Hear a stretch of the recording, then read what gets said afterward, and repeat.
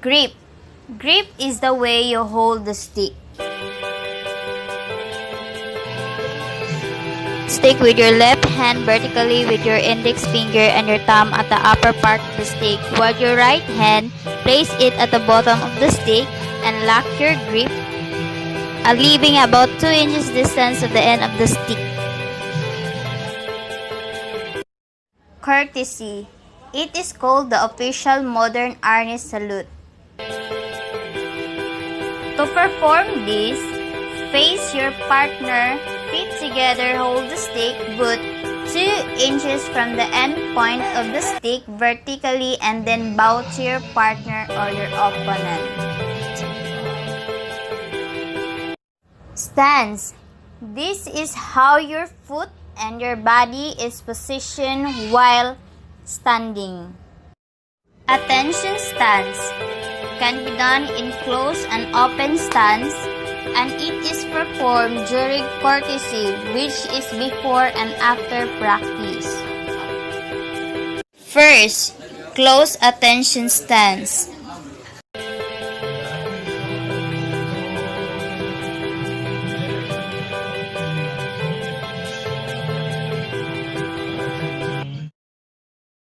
Second, open attention stance.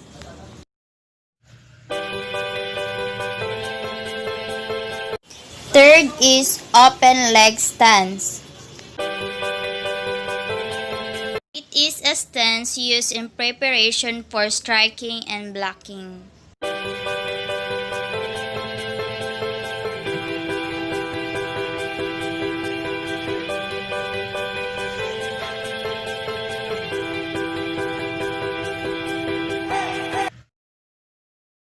Fourth is straddle leg stance.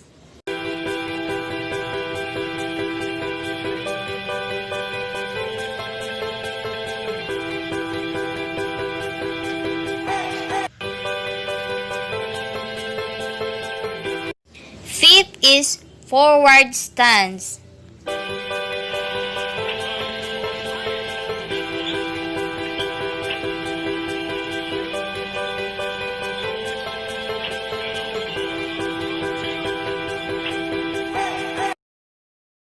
Six, back stance.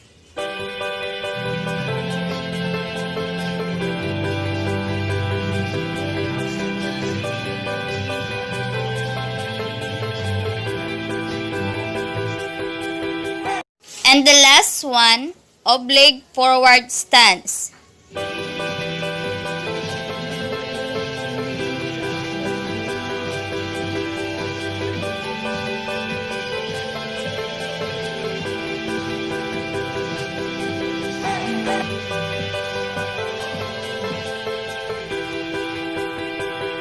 And then, back to courtesy.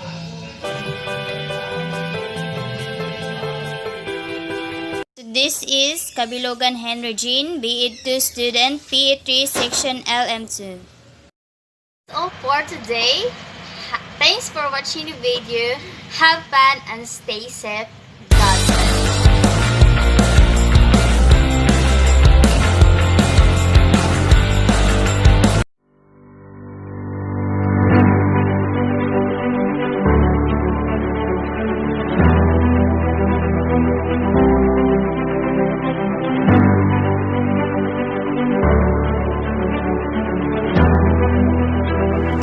12-zone striking system. These are the 12 vital body parts that can be attacked.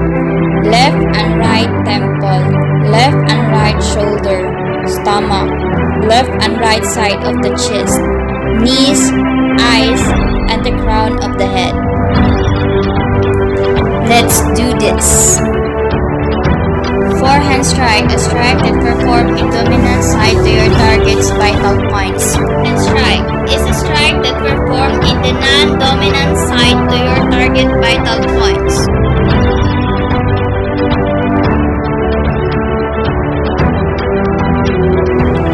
Strike number 1. From open leg stance, step your right foot forward while raising your right arm, placing at the right side of your head with stick at the right back side of your head. Then perform a forehand strike hitting your opponent's left temple. Then your right arm placing it at the left side of your head with stick placed in your left back side. Strike number 2. The last position of strike number 1, execute a backhand strike hitting your opponent's right temple.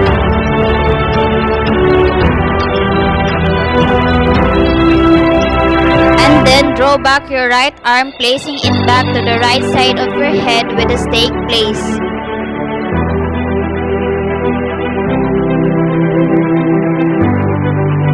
Strike number 3. The last position of strike number 2, perform a forehand strike hitting your opponent's left shoulder.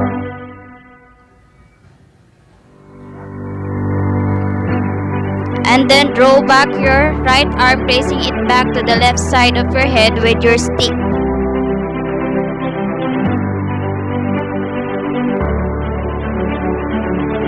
Strike number 4.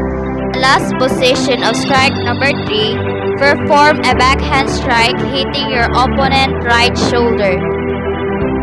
And then draw back your right arm, placing it back to the right side of your body with your stick is placed.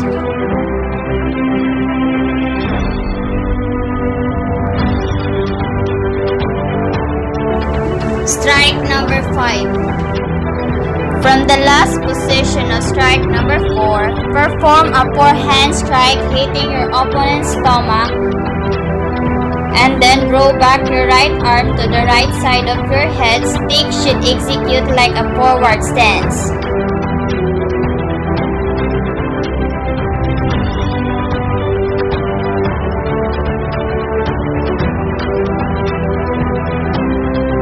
Strike number 6. Position of strike number 5, perform a forehand strike hitting your opponent's left cheeks. And then draw back your right arm, placing your fist in front of your stomach with stick at the left side of your head.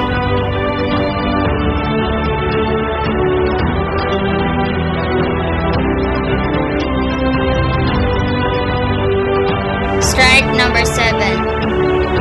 The last position of strike number 5, perform a backhand strike hitting your opponent's right chest, and then draw back your right arm, place it at the left back side of your head, stick pointing vertically.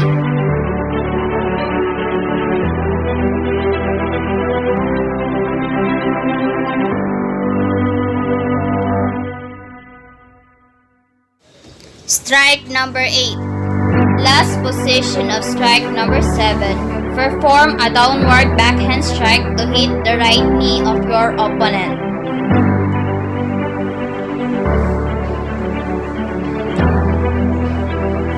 And then draw back your right arm, placing it back to the right side of your head where your stick is placed.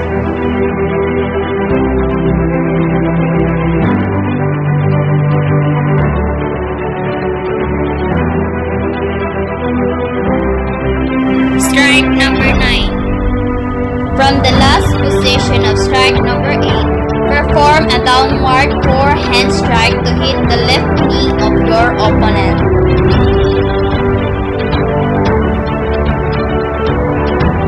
And then draw back your right arm, placing it back to the right side of your head with your stick.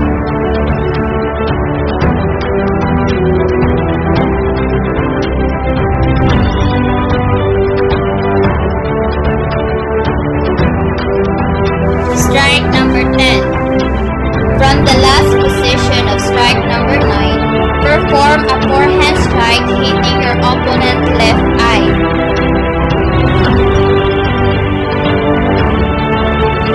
And then draw back your right arm to the left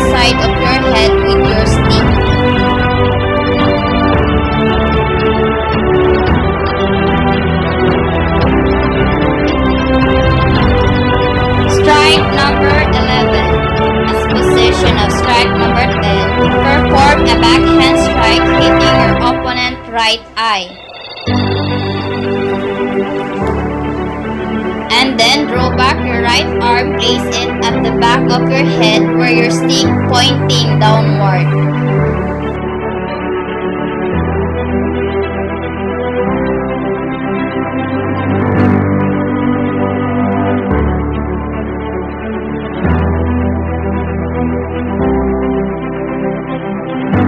Strike number 12. Position strike number 11. Perform a forehand strike hitting the crown of the head of your opponent.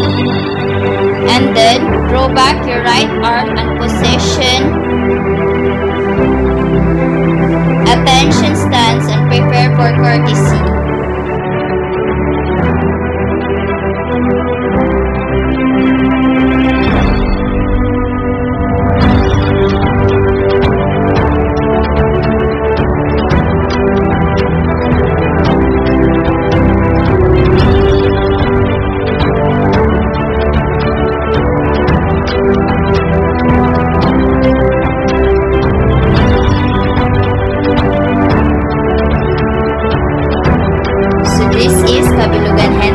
Second year, BEd student, Physical Education 3, Section LM2. So that's all for the day. Thanks for watching the video. Have a nice day. God bless you all. Stay safe. Goodbye.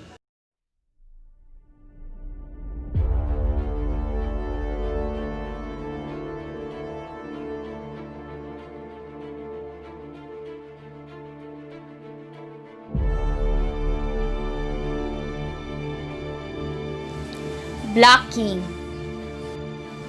Inside block.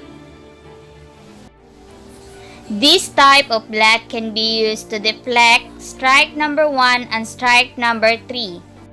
Stance, step your right foot to your right side and hold the stick with your right arm vertically in the front of your body while your left arm supporting the stick at the upper part with your open palm to deflecting the coming strike.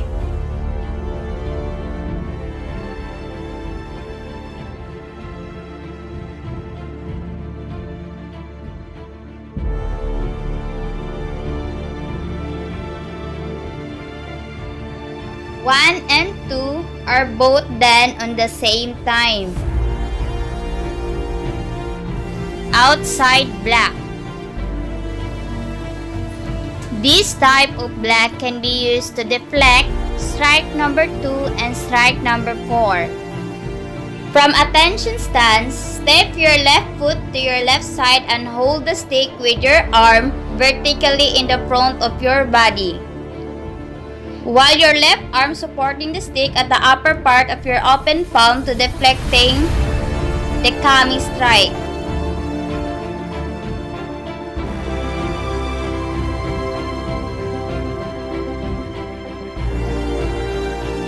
And 2 are both done on the same time.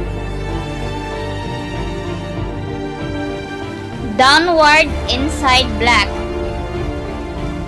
This type of block can be used to deflect strike number 9. Hold your stick with your right arm, raise it and place it at the right back side of your head and then perform a forehand downward strike from the right center to counter-attack the coming strike.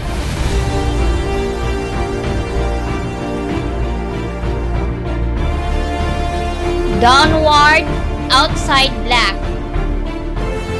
This type of block can be used to deflect strike number 8.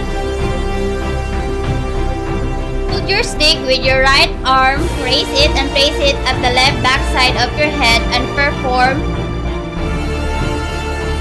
a backhand downward strike from the left center to counter-attack the coming strike.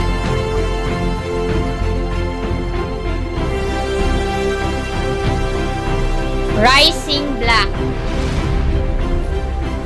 This type of block can be used to block strike number 12. Attention stance, step your left foot and your back knee should bend slightly. And then raise your right arm with your stick above your head diagonally with your grip placed higher than to the end of the stick.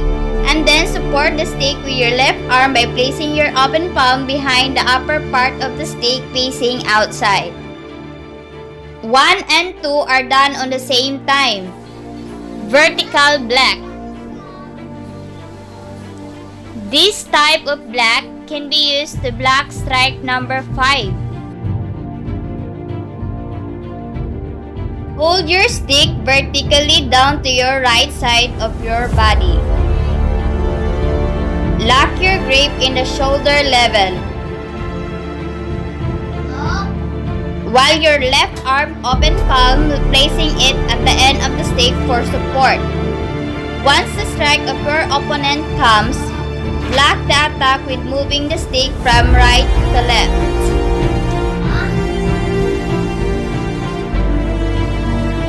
Striking and blocking practice.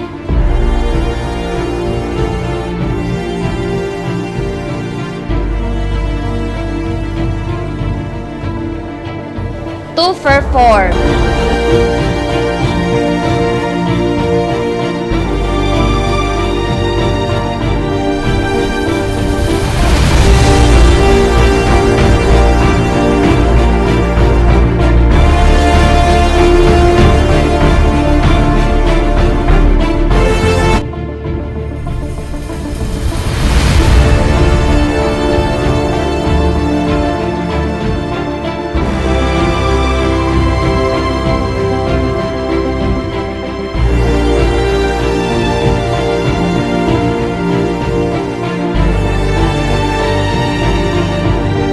So once again, this is Kabilugan Henry Jane, second year BEd student, Physical Education 3 Section LM2.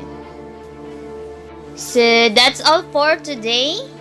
Thanks for watching the video. Have a nice day, stay safe, and God bless you all. Thank you.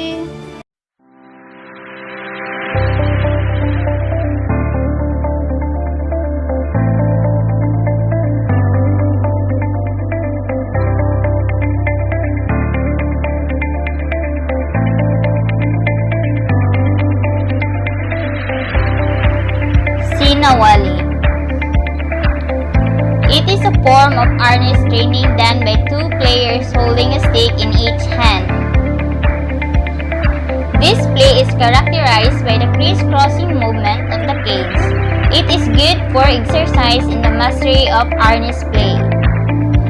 The Sinawali derives its name from the word sawali, which is a native Filipino walling material, and it is made of intertwined plain bamboo splits and is used in nipahas in the rural areas. The practice of Sinawali develops the player's agility, coordination, timing, keenness of the eyesight, like the other 12 striking techniques. Single Sinawali. It is done with partner as target or done individually by pretending to strike a target just the same as a performer's height. From attention stance, make sure your both hands are holding the stick.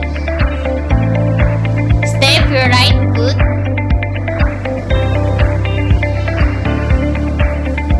And then your right arm should place on the right back side of your head close to your ear with the stick, and then your left arm is placed in the front across your body under the right armpit with the stick pointing at the back.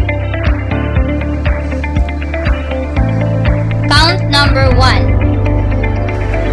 Perform a forehand strike hitting the left temple to your opponent, and then your left hand steady at the last position you execute.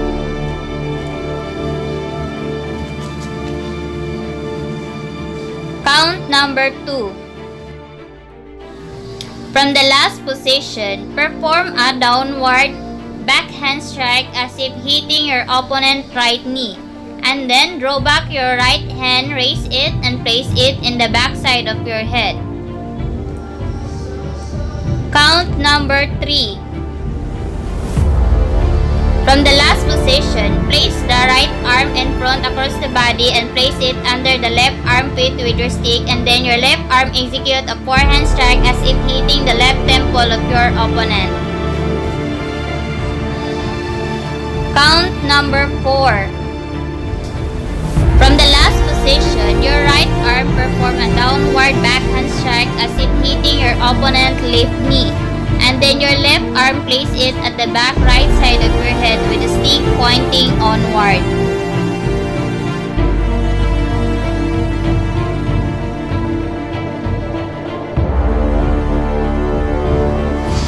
Repeat the counts from 1 to 4 until you master the steps.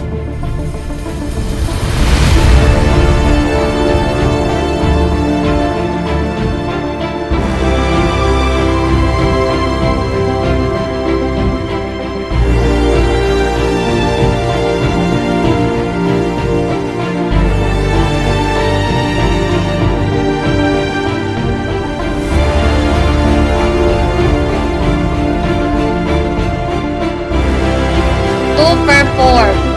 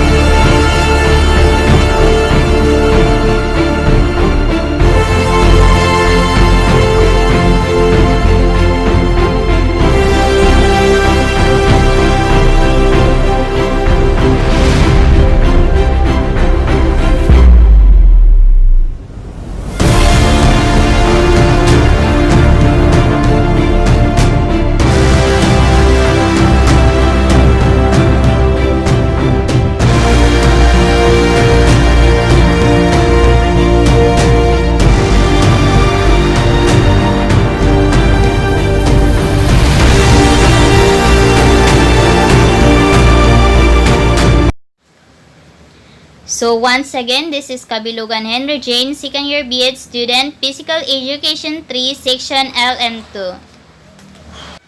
So that's all for the day. Thanks for watching the video. Have a nice day, stay safe, and God bless you all. Thank you!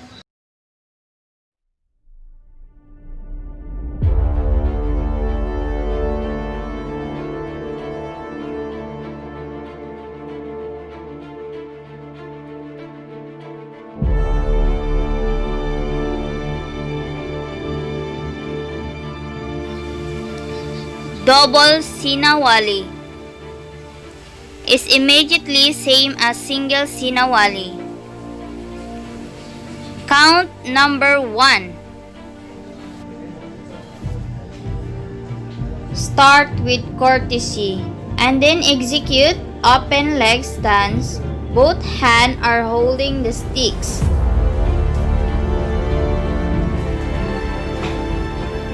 Perform a forehand strike hitting the left temple of your partner.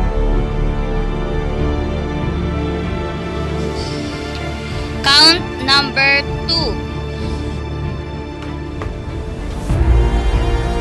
From the last position of count number 1, execute a backhand downward strike as if hitting the right knee of your opponent.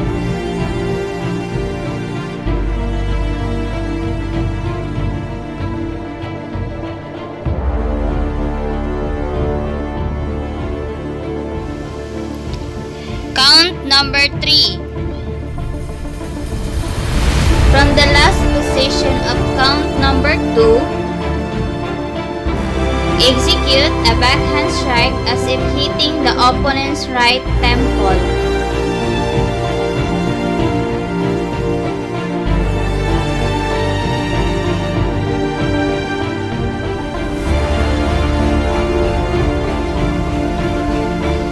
Count number 4.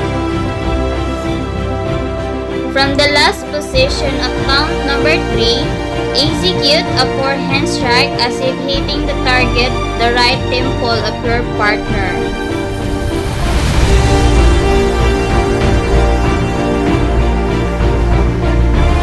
Count number 5. From the last position of count number 4, execute right knee of your opponent. Count number 6. From the last position of count number 5,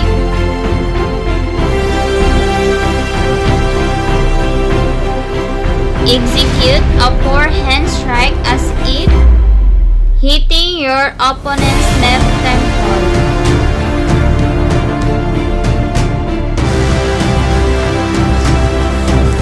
Repeat the steps from 1 to 6 until you master it.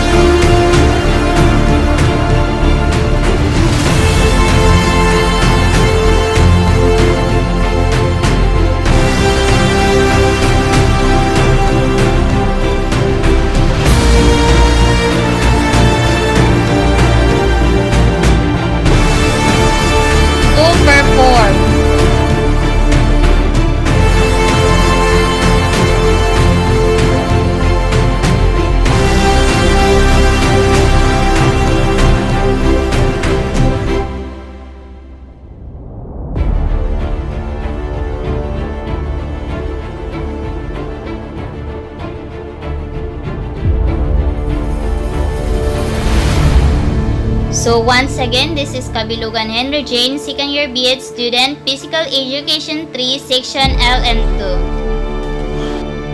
2. So that's all for the day. Thanks for watching the video. Have a nice day, stay safe, and God bless you all. Thank you!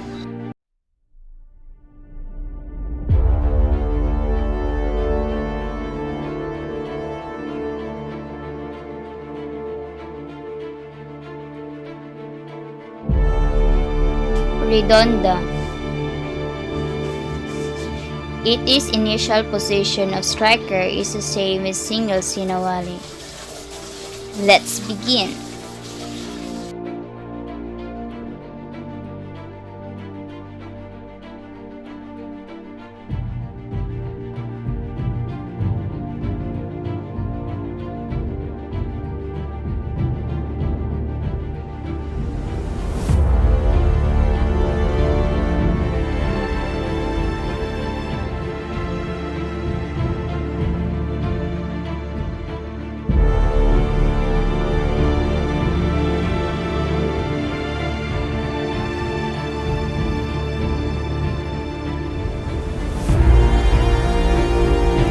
You will need a partner who will be holding the stick placed on waist while the stick are 45 degrees on either side.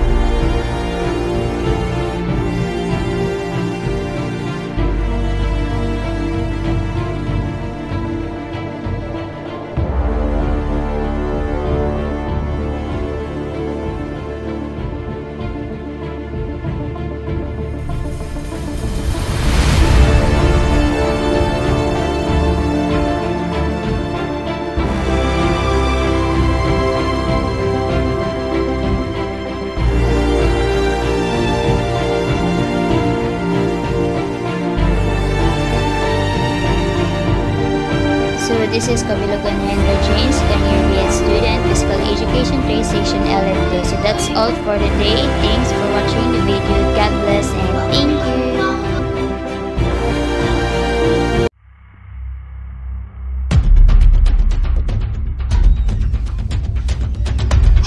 Anyo or form. It is an individual movement executed with a cane on one hand in a form of exercise or practice of movement which lead to the perfection of the art of the artist.